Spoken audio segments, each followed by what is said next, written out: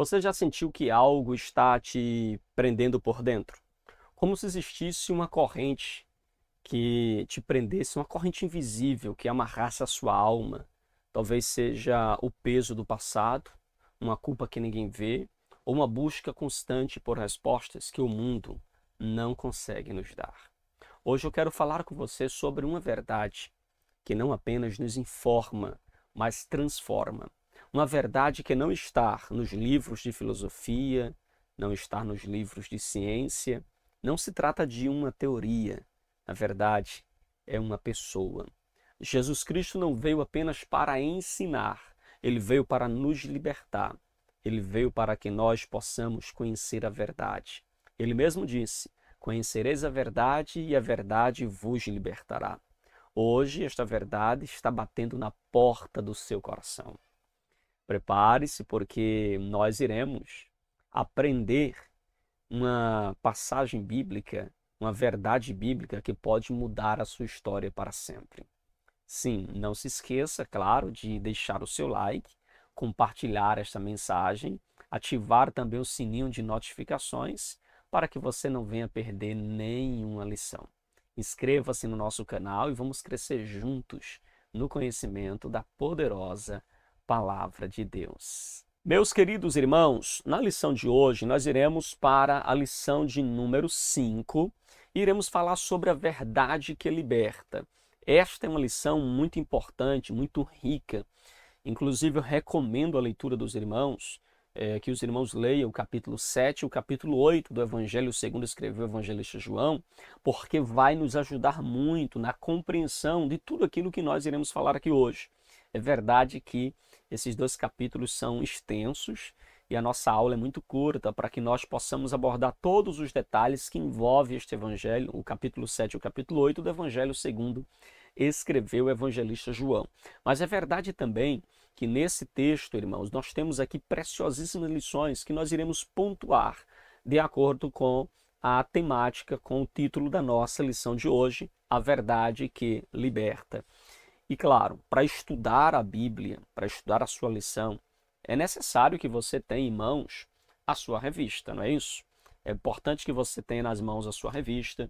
Se possível, também esteja aí com lápis, papel, com a sua Bíblia também à sua disposição, para que você possa tirar melhor proveito da poderosa Palavra de Deus, tá bom? Então nós contamos com a sua participação conosco, a sua interação, que é importante para a compreensão desta aula, desta ministração. Amém, meus queridos? Tranquilos? Papel na mão, caneta, lápis, lição, Bíblia. Vamos juntos aprender mais da palavra de Deus, tá bom?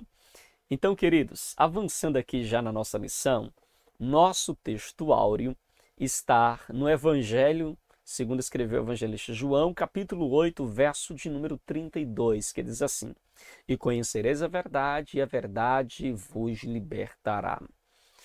Esse texto é um texto-chave muito conhecido, muito pregado e ensinado, e conhecereis a verdade, e a verdade vos libertará. Queridos irmãos, esse texto aponta para o próprio Jesus como a verdade. Ele está dizendo: e conhecereis a verdade, e a verdade vos libertará. Mas ele mesmo vai dizer: eu sou o caminho, a verdade e a vida. Então perceba que esse texto mostra que se nós conhecermos a Jesus, a palavra verdade aqui, a palavra grega aletheia, ou seja, se nós conhecermos, e a expressão conhecer aqui vai muito além de apenas um conhecimento intelectual, mas conhecermos a verdade, conhecermos Cristo, que é a doutrina de Deus, que é o Verbo encarnado, nós então gozaremos da liberdade. Coisas que os judeus, os escribas, os fariseus não conseguiram entender, porque eles tinham a letra da lei, eles tinham o conhecimento da Torá, mas eles não conseguiam ver que a Torá era sombra, ou a lei era sombra daquele que viria de Cristo. Então eles não conseguiram ver Jesus como o Verbo encarnado. E essa foi uma das grandes dificuldades que eles tiveram para reconhecer, inclusive, Jesus como o Messias. A nossa verdade prática diz assim: o verbo divino representa a verdade que se manifesta na história para libertar o pecador. Olha que interessante. O verbo divino, que é Jesus, representa a verdade. Ele é esta verdade que se manifesta na história que outrora, como diz Hebreus, Deus havia falado por meio dos profetas e por sonhos e visões, mas agora pelo Filho, pelo próprio Jesus, pelo Verbo encarnado, pelo Emanuel, Deus conosco. E ele se manifesta com o propósito de libertar o pecador. O homem, ele precisa ser liberto da sua natureza caída, inclinada para tudo que é mal e ruim. Então, Jesus, ele veio para nos libertar desta natureza.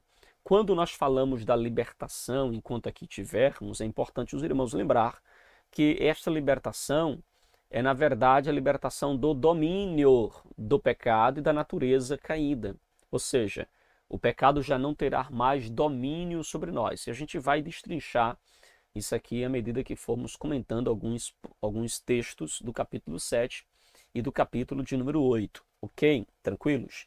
Libertar o pecador. Inclusive, Jesus fala que aquele que comete pecado, e a gente vai explicar isso daqui a pouco, aquele que comete pecado é escravo do pecado. E a palavra escravo usada no texto aí, já deixando aqui uma deixa antes da gente comentar propriamente o texto, a palavra escravo é a palavra grega doulos, ou doulos, que é a palavra para um escravo naquele tempo que estava totalmente debaixo da submissão do seu senhor, que não tem vontade própria, que não tem domínio próprio, mas que está ali inteiramente debaixo da autoridade do seu senhor.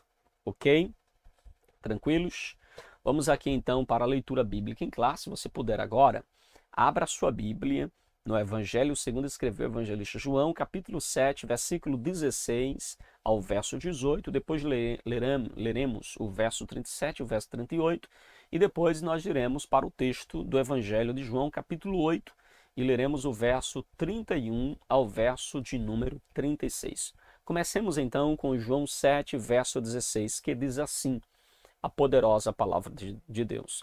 Jesus respondeu e disse-lhes: a minha doutrina não é minha, mas daquele que me enviou. Irmãos, me permita fazer a leitura e pontuar, porque a lição vai abordar de uma forma mais geral os capítulos, resumindo-os, mas há detalhes aqui na nossa leitura que é extremamente importante. Olha o que Jesus está dizendo: a minha doutrina não é minha, mas daquele que me enviou. Irmãos, aqui nós temos uma lição muito importante. Jesus não falava de si mesmo, mas aquilo que Deus deu para ele falar. A doutrina dele não é dele mesmo, não é uma coisa pessoalmente sua, mas é daquele que o enviou. Ou seja, a mensagem que ele ensina é a mensagem de Deus, é as boas novas de salvação enviada pelo próprio Deus. E isso aqui é importante no que diz respeito ao que nós estamos vivendo no presente, uma enxurrada de pregadores que, infelizmente, não têm compromisso de fazer isso que Jesus falou aqui, de pregar uma doutrina que não é dele, mas a doutrina que é de Deus. Nós temos presenciando pregadores pregando a sua própria doutrina, pregando o seu próprio conhecimento, pregando a sua própria filosofia. E Jesus, naqueles dias, já foi questionado sobre isso. Porque, como Jesus não havia estudado nas sinagogas, junto aos pés dos grandes doutores da época, eles questionaram Jesus. Como pode? Que doutrina é essa? Aonde foi que ele aprendeu? De onde vem essa palavra? Se ele não foi nosso aluno, por que ele está... Então eles questionavam Jesus. Mas veja que a doutrina, Jesus deixou claro, essa doutrina que eu ensino não é minha, é de Deus. Verso 16, verso 17 agora.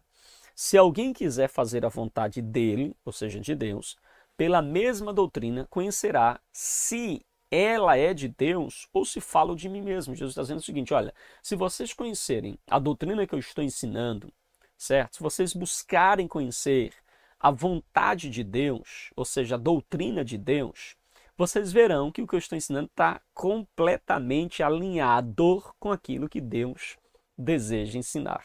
Verso de número 18. Quem fala de si mesmo busca a sua própria glória, Mas o que busca a glória daquele que o enviou, esse é verdadeiro e não há nele injustiça. Olha que interessante. Jesus, ele não pregava para a sua própria glória. Ele diz, olha, quem fala de si mesmo busca a sua própria glória, busca ser autoridade.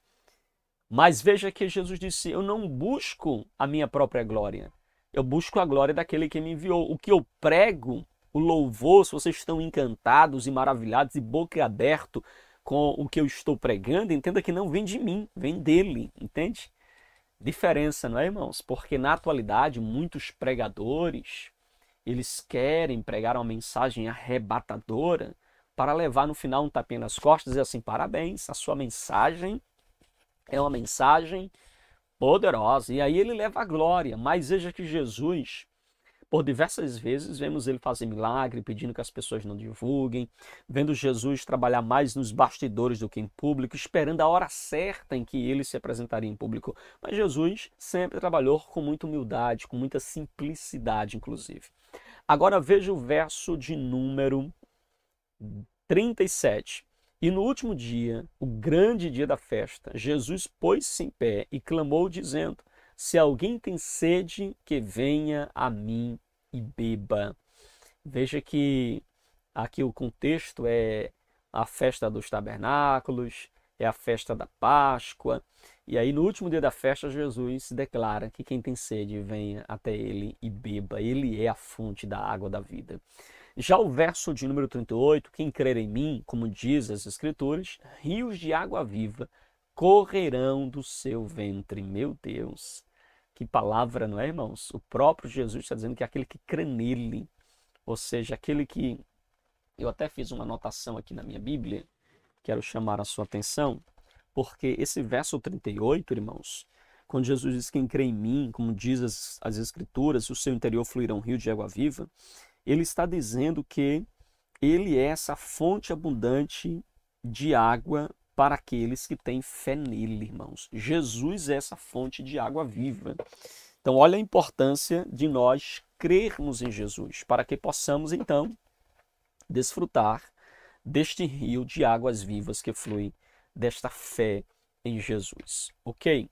Agora veja a leitura do capítulo 8, versículo 31 ao verso de número 36, que diz assim a palavra de Deus. Jesus dizia, pois aos judeus que criam nele, se vós permanecerdes na minha palavra, sereis meus discípulos. Queridos, que versículo chave, que palavra poderosa.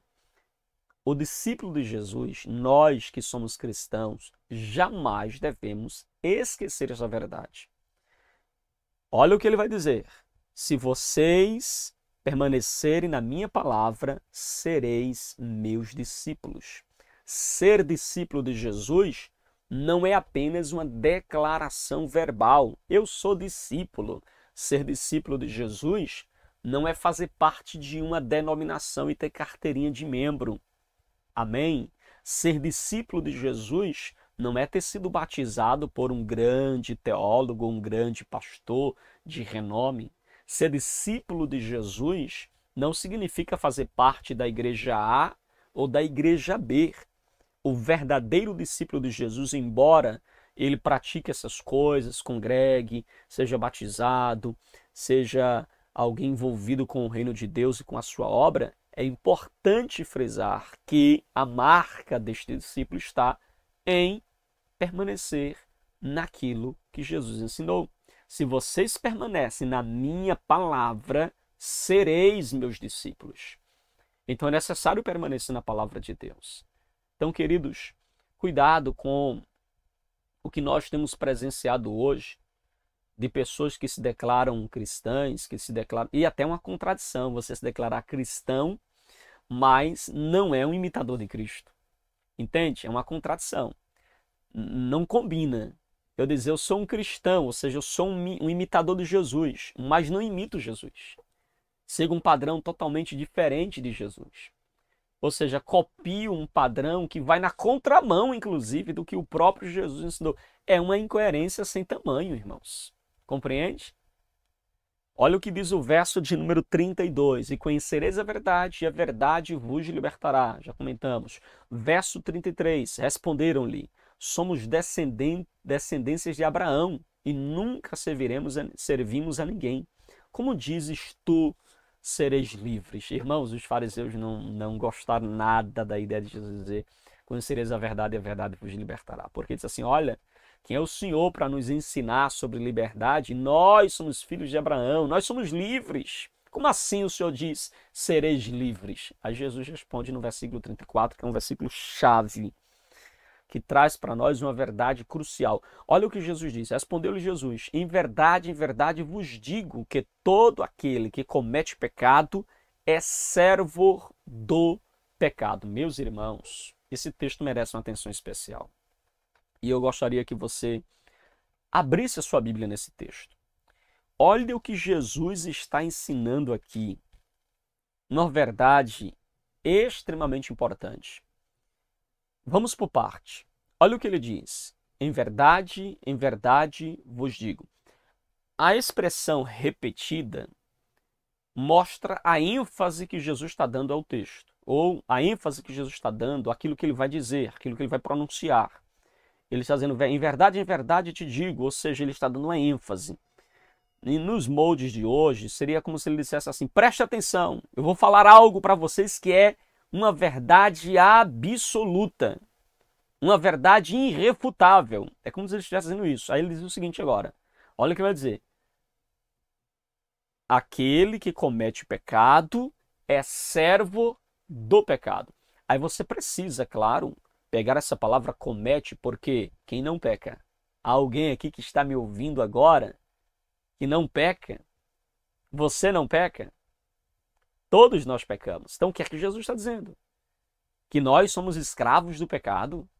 Que nós somos servos do pecado? É isso que Jesus está ensinando. A palavra comete aqui é uma palavra grega, que é uma palavra que está no tempo, é um verbo grego, que o seu tempo verbal é um verbo ativo, presente do indicativo. O que significa, pastor? Significa que esta palavra, ela significa uma ação contínua. Ou seja, aquele que continua no pecado é servo do pecado. É isso que Jesus está ensinando. Uma tradução mais literal seria isso. Aquele que vive na prática do pecado é servo do pecado. Inclusive, a palavra comete aqui pode ser também traduzida por estilo de vida. Aquele que tem como estilo de vida o pecado, na verdade, é escravo do pecado. É isso que Jesus está dizendo. Pecado aqui é a palavra grega hamartia, ou seja, errar o alvo, transgressão. Então veja, aquele que serve, aquele que ele comete pecado ou tem como estilo de vida o pecado, ele é servo do pecado. E a palavra servo aqui é a palavra grega doulos, que significa sem domínio próprio, que significa sem autonomia, que significa submissão total ao seu Senhor. Então veja que Jesus está aqui trazendo uma verdade, irmãos, que é fundamental para a nossa vida. Aquele que vive com estilo de vida no pecado, este é um escravo, ele não tem domínio, ele não tem controle, ele é servo. Ele está debaixo do senhorio do pecado, irmãos. Olha que verdade importante nós aprendemos aqui. E aí o verso de número 35, ora, o servo não fica para sempre em casa, o filho fica para sempre.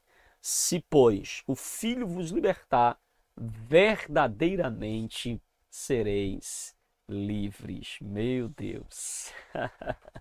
Só essa leitura, irmãos. E por isso que eu recomendo você ler o capítulo 1, capítulo 2, porque nos traz aqui verdades fenomenais. Objetivo da nossa lição de hoje: explicar a verdade em Jesus desde sua saída da Galileia para Jerusalém. Então a gente vai explicar aí a verdade em Jesus, né, dentro desse contexto. Também falar sobre descrever Jesus como a verdade diante dos fariseus. E também trabalhar aqui pensar em Jesus como a verdade que liberta o pecador. Nós iremos agora contextualizar aquilo que a gente já comentou também na leitura, mas aprofundando aqui já dentro da temática da nossa lição, tá bom? Então vamos avançando aqui, queridos. Então a verdade aqui ela é usada como uma referência a Jesus, ou seja, o Senhor Jesus simboliza a verdade que é representada aqui no Evangelho, segundo escreveu o evangelista João. Então hoje nós iremos explorar a manifestação do Senhor Jesus como a verdade em Jerusalém e a resistência também dos escribas e fariseus com relação à verdade. E por fim, nós iremos trabalhar também, né, o poder da verdade que oferece liberdade ao pecador. E aí compreender Jesus como a verdade encarnada de Deus que está ligada à verdadeira vida e à liberdade em Cristo. Ok? Tranquilos? Meus irmãos, ponto 1 da nossa lição. Jesus, a verdade em Jerusalém. Aí nós temos da Galileia para Jerusalém. O texto do capítulo 7 nos mostra que em um dado momento Jesus é questionado pelos seus familiares a subir para Jerusalém para manifestar publicamente os seus feitos. Mas Jesus se recusa, dizendo que não é chegada a hora dele, que ele não deveria ir. E aí os seus irmãos questionam: se tu és mesmo aquele que realiza milagres e prodígios, por que não realizar em Jerusalém e aí anunciar para todos esses poderes que o Senhor tem? E veja que ali, na verdade, estava na verdade, uma palavra de incredulidade da parte dos irmãos de Jesus. Então, veja, da Galileia para Jerusalém, no capítulo 7 do Evangelho de João, revela que Jesus estava na Galileia e não se dirigia a Jerusalém porque em Jerusalém havia já um grupo de judeus que pretendia matá-lo. Jesus não foi por medo, pastor? Não, não é uma questão de medo. Jesus não foi porque ainda não era a hora, o tempo não havia chegado. Então, apesar dos conselhos dos seus irmãos para que ele subisse a Jerusalém, você percebe que Jesus ele não foi. Veja que Jesus não era uma pessoa influenciável, né, por opiniões alheias, porque tu tem que ir, porque tu tem que fazer. Não, Jesus tinha uma identidade, Jesus tinha aí uma direção, e essa direção não era por ele mesmo, essa direção era pelo próprio Deus. Veja o verso de número 5 e verso de número 6. Que diz assim: acontece que nem mesmo os irmãos de Jesus criam nele. Então Jesus lhe disse: o meu tempo ainda não chegou, mas para vocês qualquer tempo é oportuno. Então veja que os irmãos de Jesus, irmãos, não criam nele. Irmãos, que interessante. Porque num tempo em que as pessoas questionam a autoridade da Bíblia, de que o Evangelho foi escrito por homens para tentar mostrar ou provar isso ou aquilo, mas veja, irmãos, o próprio Evangelho testemunha que membros da família de Jesus, seus irmãos, não criam nele como Messias, provavelmente por causa da convivência, do costume de estarem ali sempre juntos. Então isso levou eles a serem descrentes a respeito de Jesus. Então veja que Jesus, ele vai dizer para os seus irmãos que ele não iria subir a Jerusalém. E claro, Jesus está dizendo que não vai por uma questão estratégica, certo? Porque você vai ver mais na sequência que Jesus foi. Então, pastor, Jesus mentiu? Jesus negou para os seus irmãos? Não, não é que Jesus mentiu. Jesus não queria que soubessem dos seus planos ou que ele fosse para Jerusalém por pressão da sua família ou pelo desejo que ele deveria então se apresentar em público. E aí nós temos, irmãos, que a obediência ao Pai, né, em todas as situações, porque Jesus foi obediente ao Pai em toda a situação, inclusive neste ponto. Para muitos era a hora de Jesus se apresentar em público, para o Pai não, para o Pai tem um tempo determinado. Então Jesus subiu para Jerusalém, sim, mas subiu, diz o texto, de uma forma bem discreta. Ele subiu em segredo, sem fazer muito alarde. Olha o que diz o versículo de número 10. Depois que seus irmãos tinham ido à festa, Jesus também foi, mas, diz o texto, não publicamente, mas em segredo. Percebe? que Jesus foi mais em segredo, o verso 11 diz, olha, os judeus procuravam na festa e perguntavam, onde está ele? Ou seja, Jesus subiu à festa, mas subiu de forma discreta. Subiu em segredo. Olha o verso de número 14. Quando a festa já estava na metade, Jesus foi ao templo e começou a ensinar. Percebe? Ele não chega lá e já vai pregar, já vai. Não, ele esperou o tempo certo. Quando já estava ali caminhando para o término da festa, quando já estava na metade da festa, Jesus então começa a ensinar, começa a pregar. E aí você percebe que Jesus foi obediente ao Pai e só se apresentou no tempo certo, na hora certa. E aí nós temos a nossa lição pontuando o seguinte: Jesus referia-se ao momento em que se entregaria aos seus inimigos e seria crucificado, morto e sepultado para cumprir a justiça divina. E eis que vamos para Jerusalém, o Filho do Homem será entregue aos príncipes, sacerdotes e escribas, aos principais sacerdotes e escribas, e condená-lo-ão à morte. Então veja, Jesus vai revelar isso lá na frente, quando chega a hora, está na hora agora de me revelar aos escribas e fariseus, de eu ser agora levado como ovelha muda ao matadouro. Mas neste momento agora, Jesus ele foi muito cauteloso em se apresentar de forma discreta e também não tão pública. No segundo subponto diz assim, a verdade na festa do tabernáculo. Ou seja, Jesus estava agora na festa, do verso 10 ao verso 13. Jesus evitou o assédio do povo, até que durante a festa subiu ao templo e começou a ensinar, conforme o verso 14. E Jesus estava ciente, irmãos, que havia ali, entre os judeus, entre o povo, uma opinião dividida sobre ele. As pessoas estavam divididas. Se ele era realmente o Messias, se ele era realmente um profeta, se ele era um falso profeta, com que autoridade ele ensinava, com que autoridade ele curava. Então havia entre a multidão esse questionamento.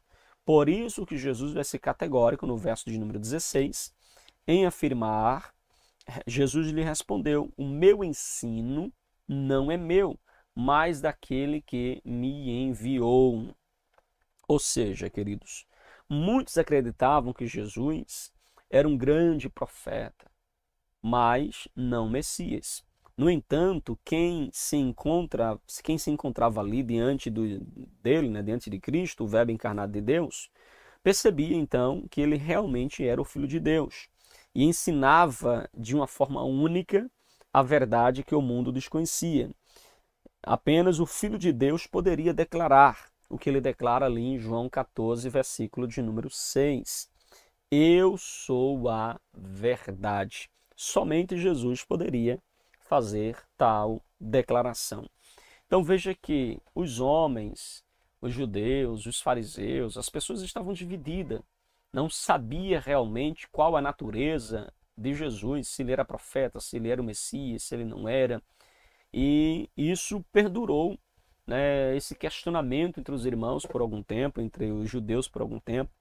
E até que Jesus começa a fazer declarações que são muito evidente de que ele é realmente o Filho de Deus. Os versículos 16 a 19 referem-se à doutrina que Jesus transmitia. Essa doutrina provinha do Pai e tinha como propósito cumprir a sua vontade, que era necessário entender a verdade revelada pelo Pai em Cristo, conforme a gente vê no verso de número 17. Se alguém quiser fazer a vontade de Deus, conhecerá a respeito da doutrina, se ela é de Deus ou se falo por mim mesmo. Então, se alguém quer conhecer a respeito, se alguém quiser fazer a vontade de Deus, deverá conhecer a respeito da doutrina, se ela é de Deus ou se Jesus está falando de si mesmo. Então, veja, queridos, que Jesus, ele como pregador, não pregava de si mesmo, mas pregava a doutrina do Pai, a doutrina que Deus enviou ele para pregar. Isso serve de lição para todos os pregadores, que muitas vezes querem pregar, mas querem pregar aquilo que nasce do seu coração ou da sua mente, quando na verdade nós devemos ser fiéis expositores da palavra de Deus. Devemos pregar as Escrituras e somente as Escrituras, irmãos. A nossa geração tem enfrentado grandes dificuldades, porque tem surgido falsos profetas, falsos ensinos, pregadores que têm compromisso apenas com o seu ventre, com o seu umbigo, com a vida financeira, com a avareza e não com a verdade do Evangelho. Amém, queridos? Então, que possamos vigiar o coração com relação a isso. E aí nós temos, irmãos, a nossa sinopse do ponto 1. Jesus encontrava-se na Galileia e, sendo a verdade revelada de Deus, dirigiu-se a Jerusalém. Ele é a própria verdade.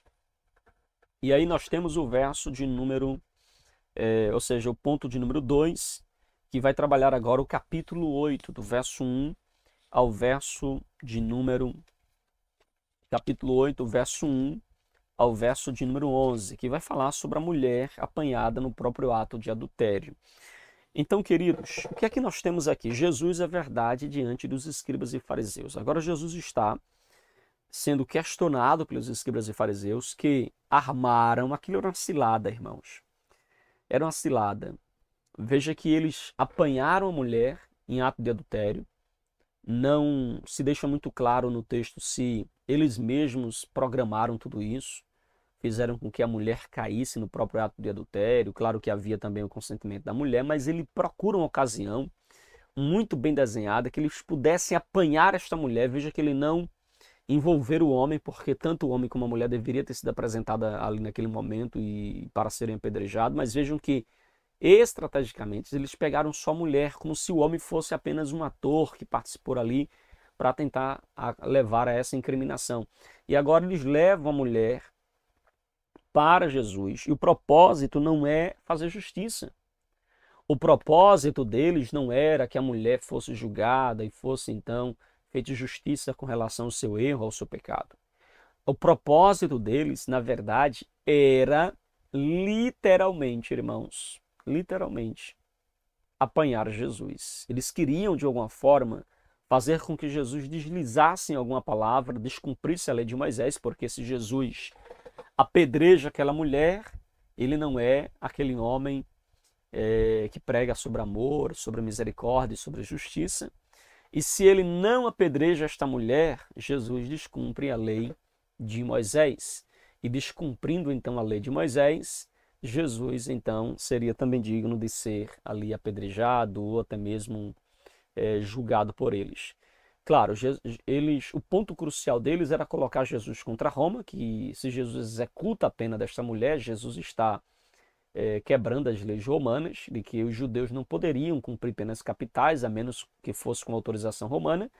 Então eles queriam colocar Jesus contra o poder romano e ao mesmo tempo contra a lei de Moisés. E aí você percebe que Jesus, ao ver aquela mulher lançada ao chão, e ele dizendo, a lei de Moisés diz que ela deve ser apedrejada. E tu, o que dizes? Eu imagino aquela multidão ovacionando, tem que ser apedrejada porque tem que cumprir a lei de Moisés. E o outro dizendo, se ele não apedrejar, ele é um descumpridor. Imagine a acusação, as calúnias, as palavras e o blá, blá, blá, blá, blá daquele momento, irmãos, para tentar incriminar Jesus. É ali naquele momento que Jesus fica em silêncio. E Jesus começa a escrever no chão. Não sei o que Jesus escreveu, tem aí alguns que se atrevem a dizer ele estava escrevendo isso, escrevendo aquilo, o texto não fala, não sabemos o que ele estava escrevendo, mas certo que ele ficou escrevendo no chão, mas a multidão começaram a insistir, a multidão continuaram a buscar uma resposta de Jesus para aquele caso, e aí Jesus então vai dizer algo muito interessante, irmãos. Olha comigo, olha o versículo de número 7. Como eles insistiam na palavra, Jesus se levantou e disse, quem de vocês estiver, olha aí, estiver sem pecado, seja o primeiro a tirar uma pedra nela. Meus irmãos, Jesus, ele faz com que aqueles homens vá até a sua consciência, faça um autoexame e ao fazer este autoexame, então, julgasse se eles tinham condições de apedrejar aquela mulher. Jesus, então, a verdade revelada, vai então usar este episódio, vai então dar uma resposta para estes homens, irmãos, que vão deixar eles sem saída.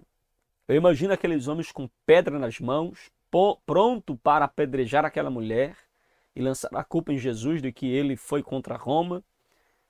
Eu imagino eles com sangue nos olhos, mas a palavra de Deus nos mostra que quando Jesus falou isso, aquele que estiver entre vós sem pecado, presente, alguém que estava naquele momento errando, irmãos, e para surpresa, né, deles mesmos, eles não conseguiram jogar a pedra naquela mulher, porque eles também eram pecadores. Não apenas pecadores, eles estavam literalmente vivendo em pecado. Havia maldade, intenções malignas no seu coração. E eles começaram a soltar as suas pedras, dos maiores aos menores, e foram saindo daquele lugar. Eu imagino arrasados, humilhados pela consciência dos seus próprios pecados. E eles saíram dali e não apedrejaram aquela mulher. Eu imagino aquela mulher em lágrimas, com o rosto lançado ao chão. E naquele momento Jesus então chama a atenção desta mulher, como diz o texto, porque ele se inclinou novamente, continuou a escrever no chão, mas eles ouvindo a resposta foram saindo um por um, a começar pelos mais velhos até os últimos, ficando somente Jesus e a mulher em pé diante dele. Então veja, irmãos, que levantou-se Jesus, perguntou a ela: mulher, onde estão eles? Ninguém condenou você? Ela respondeu: ninguém, Senhor. Então Jesus lhe disse: também eu não te condeno. Vá e não peque mais. Oh, glória! Jesus não desconsiderou o erro daquela mulher. Jesus não foi omisso com relação à falha dela. Jesus não passou pano. Jesus perdoou ela, usou de misericórdia, mas deixou uma expressão clara para ela: vai e não peques mais. Ou seja, não volta mais para aquela vida. Não volta mais para este erro. Corrige-te, arrepende-te, abandona, porque quem abandona e confessa alcança misericórdia. Jesus está dizendo: vai e não peques mais. Meu Deus, esta foi a palavra de Jesus a esta mulher. E aí você percebe que Jesus, irmãos, é a verdade revelada. E aí você vê no verso de número 14, capítulo 14 do Evangelho de João, versículo 6, quando Jesus disse: eu sou o caminho, a verdade e a vida, e ninguém vem ao Pai senão por mim. O episódio da mulher apanhada em adultério ilustra a resistência dos escribas e fariseus em aceitar a verdade que Jesus representava, irmãos. Paz, meus irmãos, se Jesus estivesse presente fisicamente aqui hoje, fosse um pregador do evangelho atual, pode ter certeza, poucos convidariam Jesus. Poucos queriam Jesus no altar das suas igrejas, dos seus templos. Poucos queriam. Sabe por quê? Porque Jesus pregava a verdade. Não apenas isso, ele é a própria verdade. E nós estamos vivendo uma época onde as multidões querem mentira, as grandes multidões querem espetáculos, as grandes multidões querem shows, as grandes multidões querem um ambiente, irmãos, que parece mais um palco, parece mais um teatro. Mas Jesus, ele veio para pregar a verdade. Ele veio para anunciar o caminho, a vida. E verdade esta que transforma, verdade esta que liberta. Então, queridos, esta verdade não é apenas genérica, é uma verdade encarnada. Também não se trata de um caminho qualquer, mas é o único caminho para se alcançar a Deus. O nosso Senhor é a verdade única de que nós precisamos, irmãos. Ele é a única verdade que todos nós precisamos. Queridos, a verdade que o mundo precisa. Eu sei que muitos têm buscado conhecer a verdade na filosofia. Muitos têm buscado conhecer a verdade através da lógica, usando a ciência. Muitos querem conhecer a verdade através do esoterismo. Mas veja que a realidade é que o mundo carece do entendimento da única verdade. Esta não se encontra na filosofia, não se encontra na lógica, na ciência, não se encontra em busca alheia pela verdade, mas se encontra somente em Jesus. Essa verdade é a realidade divina, é o Verbo encarnado. Ou seja, isso só pode ser alcançado, o conhecimento desta verdade só pode ser alcançado por meio dessa conexão viva com a pessoa bendita do Senhor Jesus. É somente abraçando, amando e servindo a verdade encarnada que nós podemos conhecer a verdadeira liberdade em Cristo Jesus. Amém, queridos? E aí nós temos o nosso terceiro ponto da nossa lição de hoje. Jesus, a verdade que liberta o pecador. Primeiro, a verdade que liberta. A passagem de João, capítulo de número 8, verso 31 ao verso de número 38, está relacionada, ou seja, é uma continuação daquilo que Jesus havia vivido e experienciado nos versículos iniciais do capítulo, do encontro de Jesus com a mulher pecadora. Então veja que a vida do pecador que se arrepende, ela está garantida se realmente permanecer em Cristo. O verso de número 31 nos mostra nitidamente isso. Então Jesus disse aos judeus que haviam crido nele: se vocês permanecerem na minha palavra, verdadeiramente sereis meus discípulos. Então a vida do pecador arrependido só está garantida, essa vida eterna só está garantida, ele só será realmente identificado como discípulo de Jesus se este permanecer na verdade. Dessa maneira, o pecador alcançará o conhecimento da verdade e por meio dela será liberto da escravidão do pecado. Portanto, o encontro com a verdade, que é Cristo, rompe todas as correntes do pecado. O Senhor Jesus Cristo é aquele que proporciona verdadeira liberdade, a verdadeira libertação à vida do pecador. Jesus é quem realmente liberta o pecador. Queridos irmãos, agora o que é a verdade? É importante nós refletirmos sobre isso. O que é a verdade? Embora a gente já deixou isso muito bem claro e bem pautado aqui para os irmãos, mas o que é a verdade? O nosso autor, ele diz que no Evangelho de João fica evidente que a verdade é uma referência que está relacionada a Cristo. Não é a verdade da filosofia ou que esteja relacionada à filosofia ou aos debates e obras de filosofia. Não se trata de uma verdade que pode ser encontrada aí nos livros de ciência ou de filosofia. Não. Veja, a verdade que está mencionada aqui, a verdade que liberta do domínio do pecado, trata-se da manifestação do próprio Cristo. Jesus é a própria verdade. Ele é a verdade revelada para nós. Essa verdade, ela proporciona libertação, proporciona restauração, proporciona uma nova vida para aqueles que se aproximam dele, em que ou seja, à medida que nós nos aproximamos de Jesus, vivemos para Jesus, nós podemos então alcançar a verdadeira liberdade. Em outras palavras, irmãos, não há liberdade longe de Cristo. Não há. As pessoas se enganam. Se enganam porque pensam que ser livre é fazer o que quer.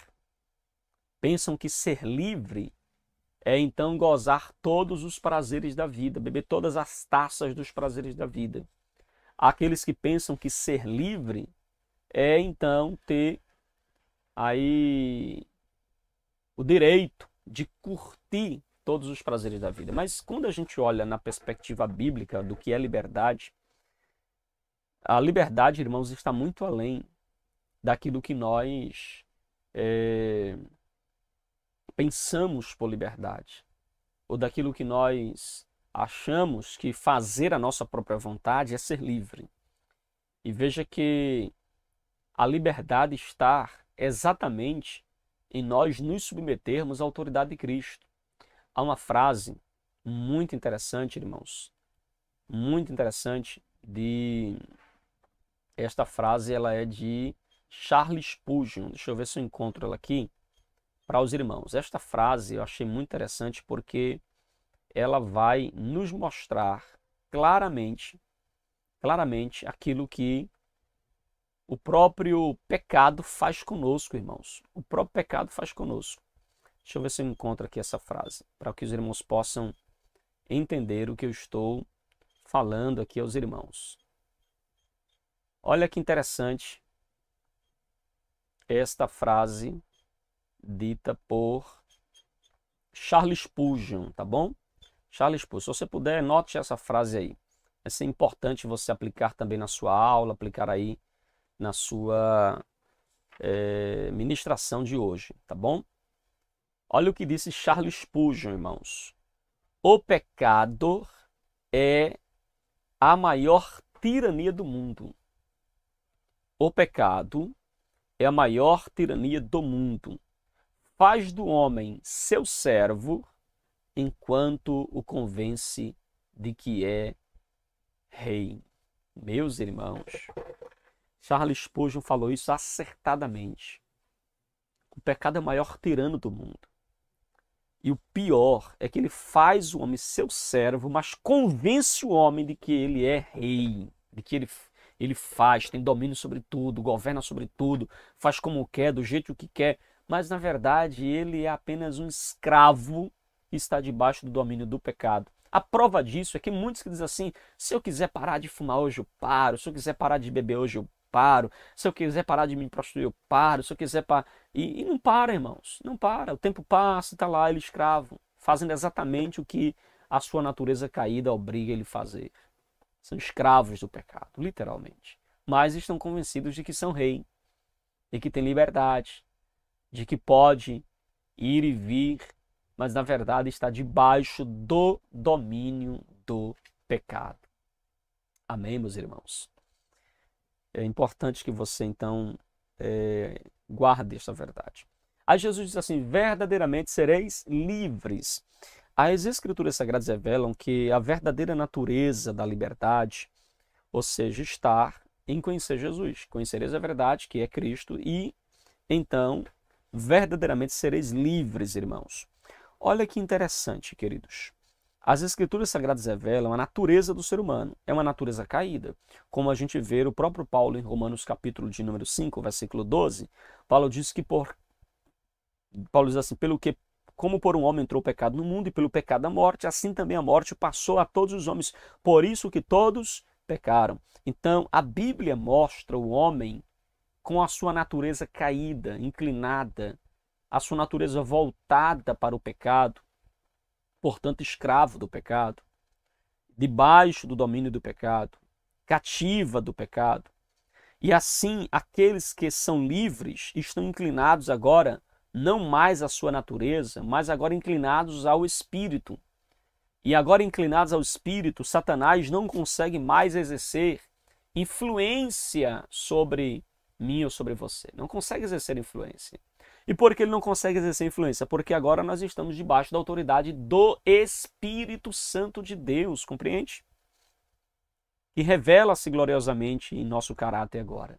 Nós somos uma nova criatura, uma nova pessoa em Cristo Jesus. A verdadeira liberdade em Cristo está ligada à nossa semelhança com Ele, enquanto ainda vivemos neste mundo.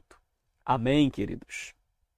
Então, nossa sinopse do ponto 3 diz, Jesus é a verdade que proporciona liberdade à vida do pecador. E aí, finalizando, a nossa conclusão diz assim, a verdadeira liberdade só pode ser encontrada em Cristo. Portanto, aqueles que conhecem a Cristo se mantêm na sua verdade. Não mais estão aprisionados pelo domínio do pecado ou de Satanás. A verdade de Cristo proporciona uma autêntica liberdade dentro de nós. Por isso, é urgente que o mundo venha conhecer a Cristo. Não existe solução para o mundo sem levar em conta a mensagem e a obra de Jesus. A solução para o mundo pecador, caído, a maldade, irmãos, que cá para nós está muito grande. Nós vivemos num país extremamente inseguro, violento, mau, onde a maldade está estampada em todos os jornais, em cada esquina, em cada beco, em cada bairro, em cada avenida. É possível ver a criminalidade, a maldade, o mal se proliferando cada dia mais. E essa liberdade, irmão, se encontra somente em Jesus. Somente nele nós podemos ser um melhor cidadão, ser uma melhor pessoa. Somente em Jesus. Não há outro caminho. E não há onde encontrar a verdade senão em Cristo. Compreende? Porque, irmãos, hoje há muitos modismos para tentar libertar o homem, terapia. Há muitos modismos, até mesmo dentro das denominações, a mudança de cenário para se sentir mais livre, mais leve. Meus irmãos, liberdade é em Cristo. Somente Cristo faz isso. E aí eu quero encerrar com uma frase que eu sempre deixo aqui para os irmãos. A verdade não é um conceito, não é uma teoria. A verdade não se trata, irmãos, de obras de filosofia, de lógica humana. Não. A verdade não é um conceito, não é apenas um assentimento intelectual. A verdade é uma pessoa, Jesus, o único que pode nos libertar de verdade. Ele é a verdade. Ele é a vida. Quem crer nele, irmãos, fluirá de si rios de água viva para a glória de Deus. Amém. Que Deus em Cristo abençoe você, abençoe sua casa e muito obrigado por ter ficado até agora conosco aqui, aprendendo mais da poderosa palavra de Deus, tá bom? Que Deus te abençoe em nome de Jesus. Meus queridos e amados irmãos, chegamos ao finalzinho de mais uma pré-aula aqui do seu canal EBD Explicado 2.0. Muito obrigado pelo carinho, obrigado por você ter ficado até agora. Deixe aqui seus comentários, deixe aqui a sua opinião, sua participação, que é fundamental aqui para o nosso canal, tá bom? Fique na paz, que Deus te abençoe e até a nossa próxima pré-aula da Escola Bíblica Dominical.